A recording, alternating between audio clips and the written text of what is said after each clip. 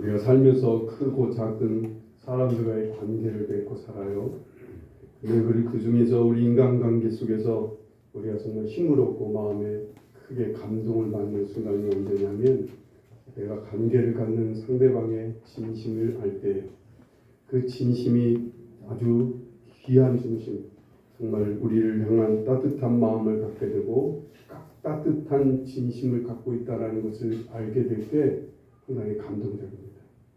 근데 정반대로 우리 인간관계를 가지면서 직접 알게 되든 아니면 상대방이 간접적으로 알게 되든 우연히 알게 되든 상대방의 나쁜 진심을 알게 됐을 때 그 거짓과 거짓된 진심을 알게 될 때 우리는 크게 실망합니다.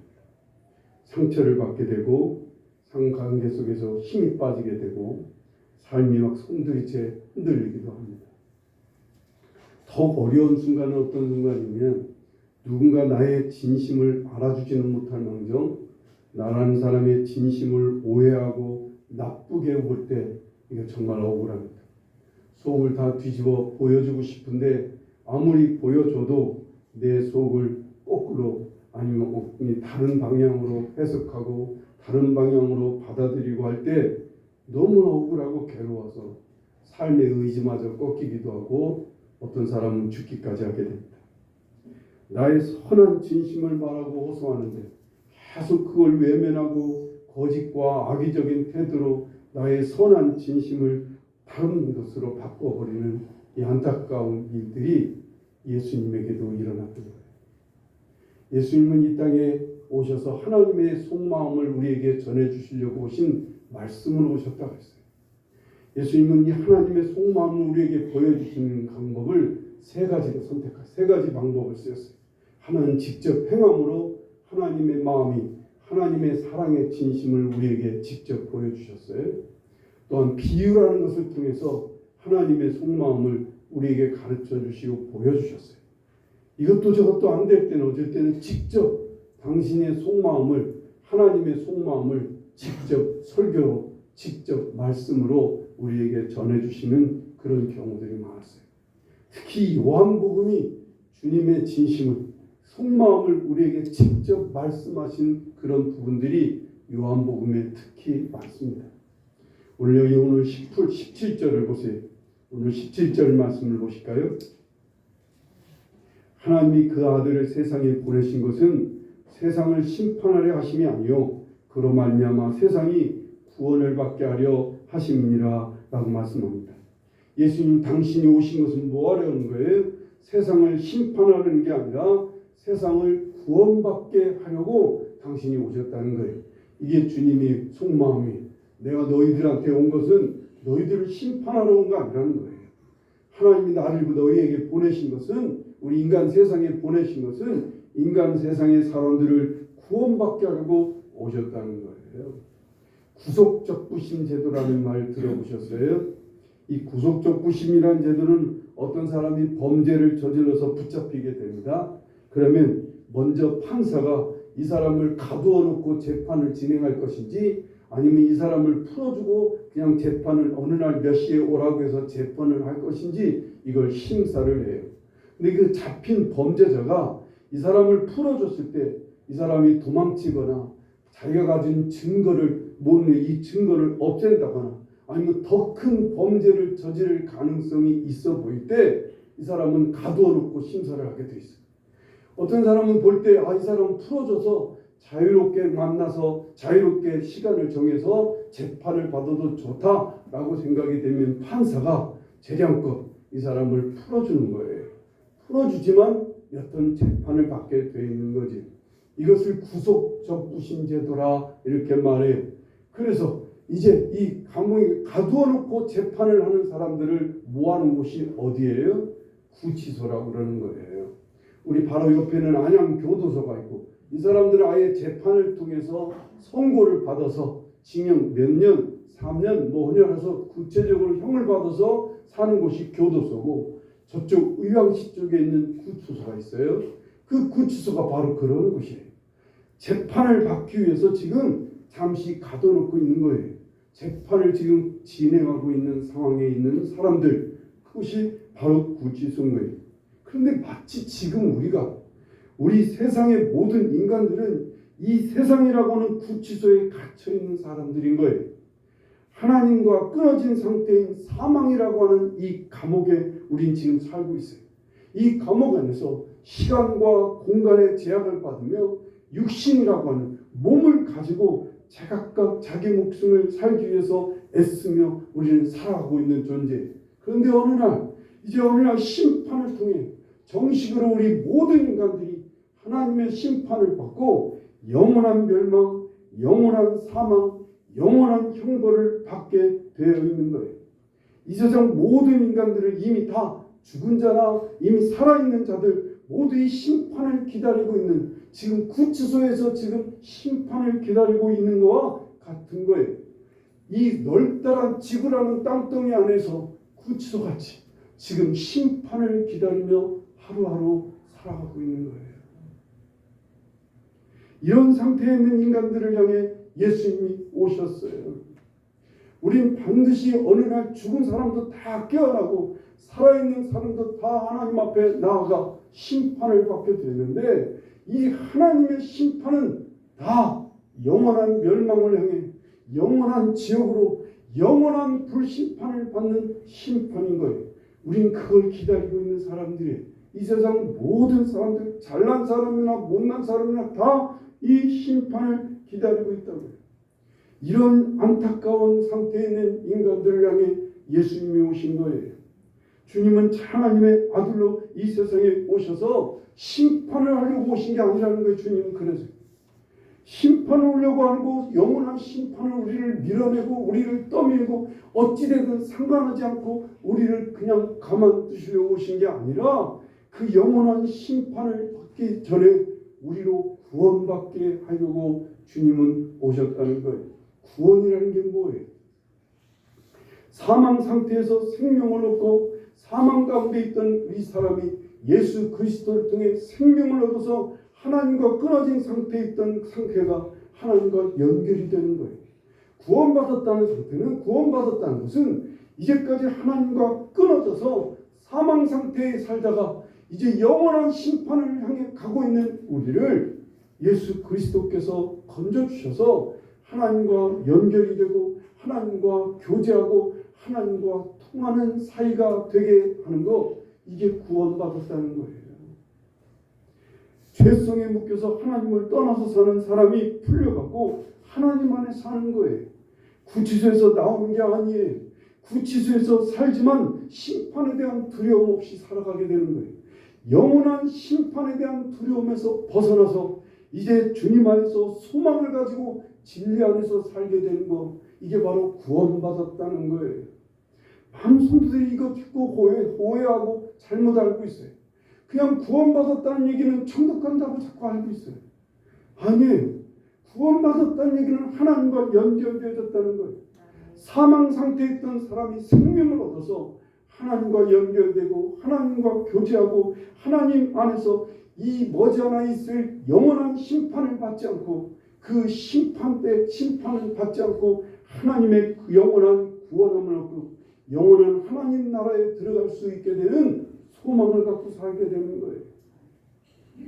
18절을 보세요. 우리 말씀 18절을 보세요. 그를 믿는 자는 심판을 받지 아니하는 것이요 믿지 아니하는 자는 하나님의 독생자 이름을 믿지 아니하므로 벌써 심판을 받은 것이니라. 예수님을 믿으면 심판을 받지 않게 되고 믿지 않는 자는 벌써 심판을 받은 것이라는 거예요. 벌써 심판을 받은 모습이 어떤 모습인가? 그 모습에 대해서 19절에 얘기하고 계셔요. 19절을 보세요. 그 정죄는 이것이니, 그 심판받은 모습이 어떤 것이냐는 거예요. 그 정죄된 모습이 이것이니 곧 빛이 세상에 왔을 때 사람들이 자기 행위가 악함으로 빛보다 어둠을 더 사랑하는 것이니라 라고 말씀합니다. 여기서 오해하지 말아야 되는 말씀이 사람들이 자기 행위가 악함으로 라는 말씀이에요. 사람들이 자기 행위가 악하다고 인정합니까? 대부분은 자기 행위가 악하다고 인정하기는커녕 자기는 의롭고 깨끗하고 아니면 먹고 살기 위해서 그랬다고 자기 합리화를 하는 게 대부분 인간들의 모습입니다. 자기 행위가 악함으로라는 이 말은 하나님의 관점에서 볼 때 악하다는 거예요. 예수님의 관점에서 눈으로 보기에 사람들은 모두 악하게 행한다는 거예요. 여기서 악이라는 게 뭐예요? 악이라는 건 우리가 생각하는 그 악이 아니에요. 하나님의 뜻과 성품과 진리를 벗어나서 행하는 모든 것이 악인 거예요. 하나님 없이 행하는 거예요.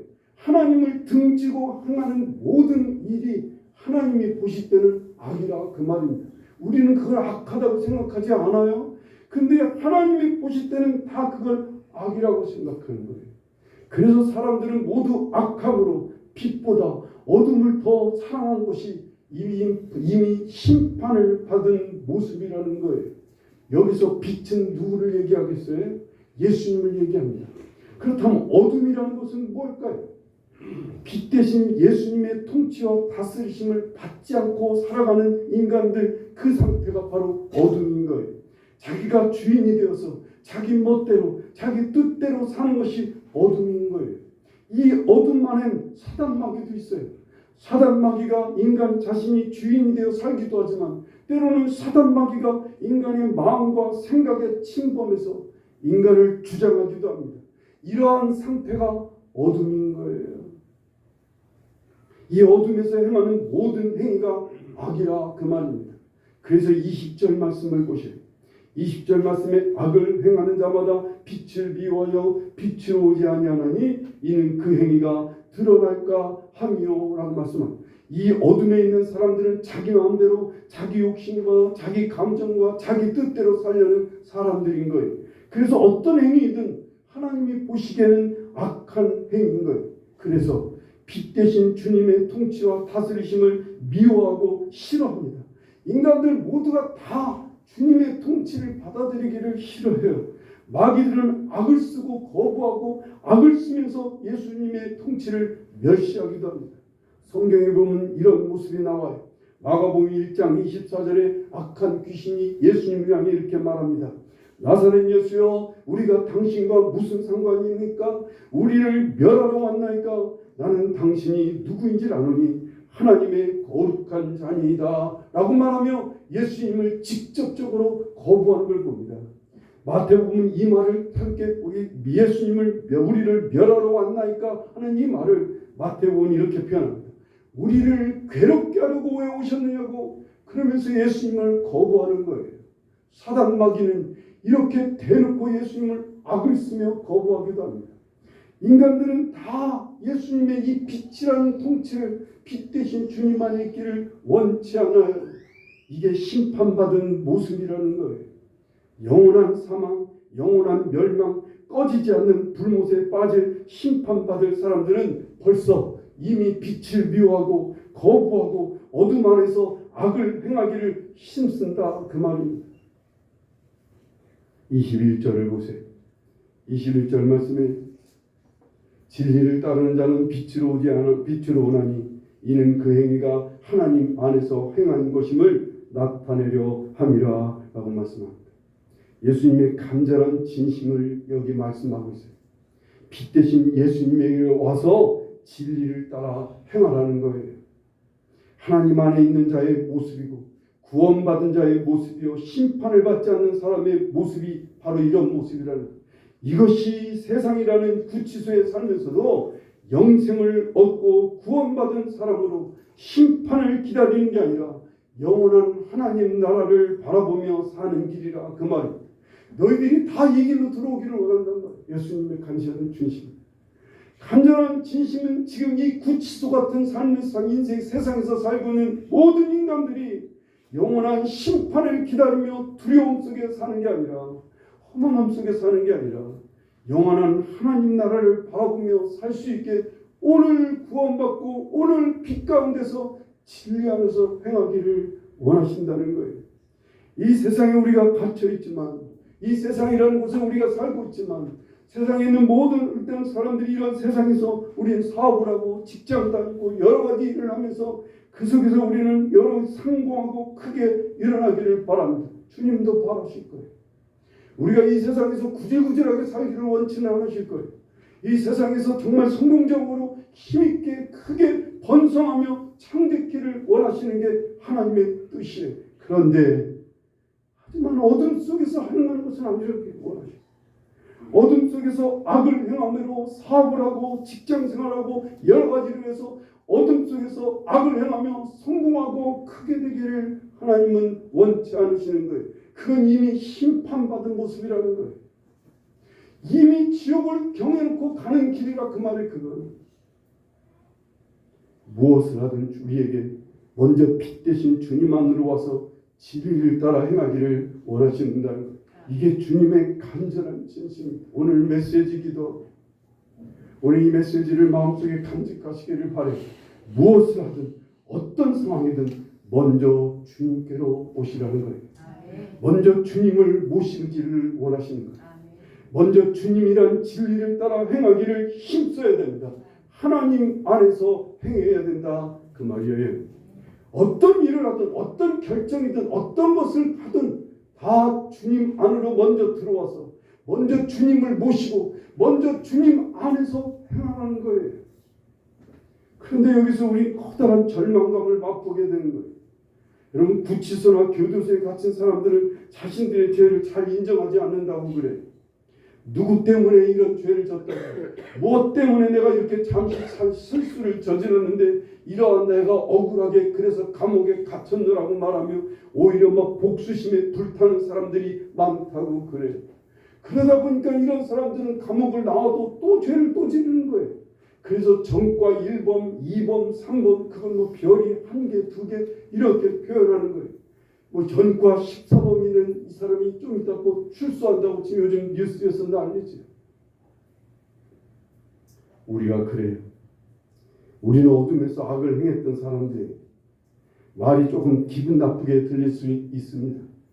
그런데 누구보다도 착하고 의롭게 살았는데 양심에 대해 위배되지 않고 오히려 교회 다니며 하나님 말씀 되려고 하나님 말씀대로 살려고 했는데 왜 내가 악하냐는 거예요. 왜 내가 악하고 악을 행하는 거예요. 문제는 내 마음대로 내 뜻대로 내 생각대로 산 것이 바로 어둠인 거예요. 그런 가운데 행한 것이 모두 악인 거예요. 우린 태생적으로 그렇게 살아왔어요. 그렇게 살아오다 보니까 빛으로 나아가기보다는 우린 자꾸 어둠 속으로 가요. 자꾸만 내 마음대로 내 뜻대로 사는 게 내 생각대로 사는 게 우리는 아주 습관이 되어버렸어요. 이건 아예 못이 박혀버렸어요. 그래서 우리는 수없이 전과자가 되는 거예요. 또 어둠 속으로 또 가고 또 어둠 속에서 악을 행하는 거예요. 그렇게 따지면 전과 몇 범인지 셀 수가 없어요. 하나님의 눈으로 볼 때, 하나님의 시각으로 볼 때 어둠 속에서 악을 행한 일이 몇 번이나 되는 거예요. 도무지 하루에도 몇 번이나 내가 내 마음대로 내 뜻대로 사는 거예요. 내 생각대로 내 원하는 대로 살아가는 거예요. 빛으로 나아가기보다는 자꾸 어둠 속으로 가는 거예요. 바울 사도는 그래서 자기 자신에 대해서 고백하기를 오라 나는 공고한 자로다. 이 사망의 몸에서 누가 나를 건져내랴 하고 탄식하는 것을 봐요. 오죽하면 예수님의 제자들이 그랬겠어요. 3년 동안 예수님을 따라다니며 예수님 말씀을 듣고 배운 사람들인데 모두 다 결국에는 예수님을 다 어느 한 제자는 예수님을 팔아버리고 나머지 제자들은 다 도망치고 그 중에 베드로는요 예수님을 3번씩이나 저주하며 부인하기까지 했어요. 그들 모두 다 그래서 깊은 절망감에 휩싸입니다. 특히 베드로는요 예수님을 3번이나 부인하고 닭이 울 때 예수님 말씀이 생각나서 자기 자신이 얼마나 실망스럽겠어요. 주님 앞에 얼마나 안타깝겠어요. 통곡하며 울 수밖에 없었어요. 우리가 그래요. 저는 지금 계속 한 2년 넘게 계속 이 말씀을 전하고 있는 것 같아요. 빛 대신 주님을 모시라고 지금 전해왔습니다. 그런데 어둠에서 살던 사람이라 잘 안 돼요. 그냥 힘써 내가 하는 데까지 최선을 다해 의롭게 말씀대로 살아보려고 합니다. 내가 내 힘으로 내 의지로 그렇게 열심히 최선을 다해서 그냥 깨끗하게 한번 살아보는 그것을 위안으로 삼는 성도들이 너무나 많아요. 아니에요. 그런데 주님은 어둠에서 빛으로 오라는 거예요. 빛 가운데로 오라고 하십니다. 빛 안에서 진리를 따라 행하라는 거예요. 이것이 안 돼. 근데 이게 잘 안 되는 거예요. 그래서 엎드려야 되는 거예요. 그래서 이건 힘으로 능으로 되는 게 아니고 인간의 힘으로 인간의 능으로 되는 게 아니라 오직 성령으로 되는 것이기 때문에 엎드릴 수밖에 없는 거예요. 어둠으로 내 생각대로 내 마음대로 살고자 하는 이 연약한 마음, 이 죄성에서 벗어나 빛 대신 주님을 모시고 그 안으로 들어가도록 성령님이 도와주시고 성령님이 붙들어 주시는 전적인 성령의 능력이 필요한 거예요. 그래서 절망이 크고 그래서 실망이 큰 성도일수록 겸손할 수밖에 없어요. 자기에 대해서 자기에 대해서 실망이 크고 자기에 대해서 절망하는 사람일수록 하나님 앞에 간절히 엎드리는 거예요. 그래서 죄가 많은 곳에 자기 죄를 깊이 깨닫는 사람일수록 하나님의 은혜가 크다고 말씀하시는 거예요. 이렇게 물어가 어려운 말이라 안 하고 싶었는데 인간은 모두 세 가지의 단계를 겪어야 된다는 거예요. 하나는 심리적인 단계를 누구나 거친대요. 심리적인 단계는 자기 마음대로 하고 싶은 대로 멋대로 막 사는 게 심리적인 단계예요. 그런 단계를 하다 보니까 별로 행복하지가 않아요. 지 마음대로 살고 막 놀고 먹고 마시고 막 아름다운 삶을 막 추구하고 살았는데 결국은 어디에서 인생의 허망함을 발견하고 인생이 이렇게 살면 별로 행복하지 못하는 걸 깨닫고 두 번째 단계로 가야 되는데 그게 윤리적인 단계예요. 보편적인 진리라는 말을 많이 쓰는데 윤리적인 단계에 들어와 세상 모든 사람들이 생각하는 의롭고 착한 삶을 살려고 도덕적인 삶을 살려고 한다는 거예요. 그렇게 하면 마음에 조금 위로가 된대요. 인간이 조금 도덕적이고 윤리적이고 살면 그래도 뭔가 깨끗하고 뭔가 잘 바르게 살아가고 있다는 만족감이 드는데 이 단계에서 또 반드시 거쳐야 되는 게 그렇게 윤리적으로 살려고 하다 보니까 의롭게 살려고 하는데 자기의 바닥을 본다는 거예요. 인간의 바닥을 본대. 할 수가 없다는 거예요. 인간은 밑바닥에서 보니까 가장 밑바닥으로 들어가면 자기 밑바닥에 가장 추하고 더럽고 악한 심성이 이 밑바닥에 있는 그 모습을 보고 그제서야 깊은 절망감에 빠진 인간들이 절대적인 하나님 앞에 엎드릴 수밖에 없다는 거예요. 하나님을 반드시 그때 찾아야 된다는 거예요. 그때 이 세 번째 단계까지 가야 인간은 비로소 행복하고 비로소 영생이라는 걸 얻게 된다는 거예요. 우리가 그래요. 우리가 정말로 행하기를 원하는데 빛 가운데로 들어가고 싶은데 빛의 통치를 받고 싶은데 주님의 다스리심 안에 있기를 원하고 주님을 모시고 싶은데 언제나 내 생각, 내 뜻이 앞서는 거예요. 주님이 간절한 말씀을 들어보십시오. 요한복음 9장 41절에 예수께서 이르시되 너희가 맹인이 되었더라면 죄가 없으려니와 본다고 하니 너희 죄가 그대로 있느니라. 차라리 너희가 나는 못 봅니다. 나 좀 보게 해주세요. 나는 죄인입니다. 나는 주님을 잘 따를 수가 없습니다. 라고 엎드렸더라면 죄가 없었을 텐데 니들이 얼마든지 지가 잘할 수 있다고 나는 의롭게 될 수 있다고 나는 가볍게 살 수 있다고 자신하고 자기를 자랑하니 이게 너희들한테 문제라는 거예요. 그래서 주님은 11장 누가복음 11장 9절에 내가 또 너희에게 이르노니 구하라 그러면 너희에게 주실 것이요 찾으라 그러면 찾아낼 것이요 문을 두드리라 그러면 너희에게 열릴 것이니 13절로 건너와서 너희가 악할지라도 좋은 것을 자식에게 줄 줄 알거든 하물며 너희 하늘 아버지께서 구하는 자에게 성령을 주시지 않겠느냐 하시니라 하시는 거예요.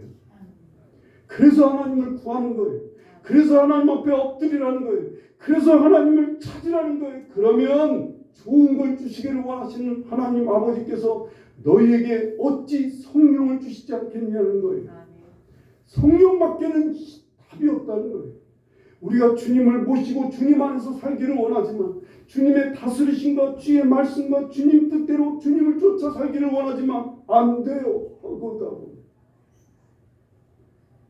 얼마나 우리 믿음이 없는지. 그래서 엎드리는 거예요. 성령 하나님께 그래서 엎드리는 거예요.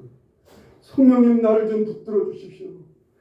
내 생각, 내 뜻 내려놓고 내 감정 십자가에 못 박고 주님을 모실 수 있는 그 순간, 그때 주님을 모실 수 있게, 그래서 빛 가운데서 행할 수 있게 나 좀 도와주시려고 정말 간절히 엎드려야 돼요.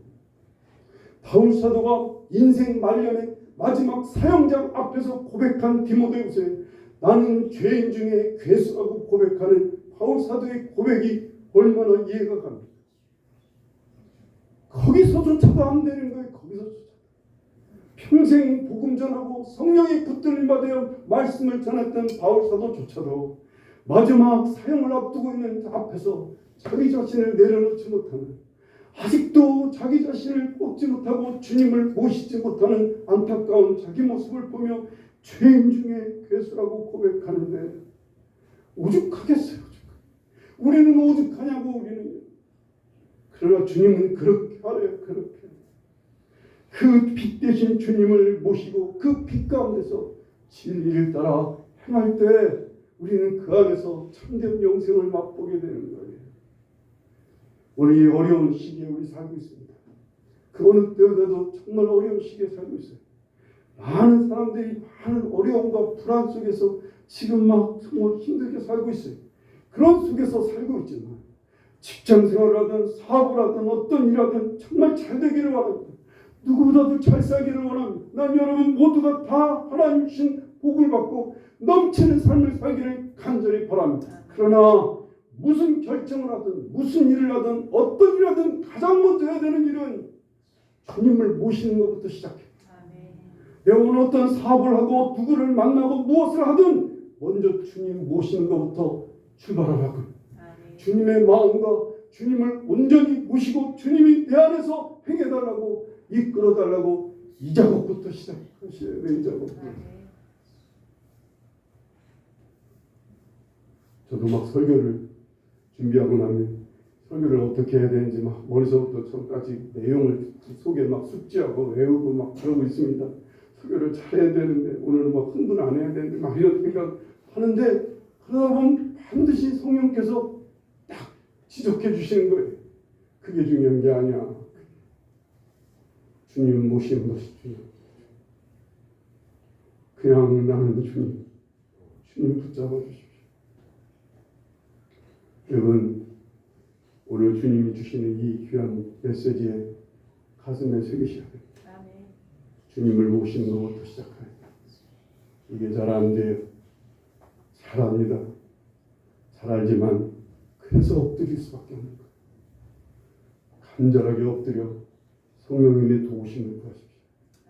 성령님 우리를 도와주러 오신 분, 성령님 우리 속에 들어와 계시죠.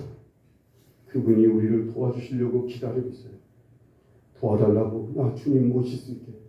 그래서 주님만에서 행할 수 있게 해주셔서 빛 가운데서 진리를 따라 하나님 안에서 사는 삶을 마지막까지 살게 해달라고 기도하시고 그러한 것을 누릴 수 있는 여러분과 제가 되기를 간절히 바랍니다. 기도하시겠습니다.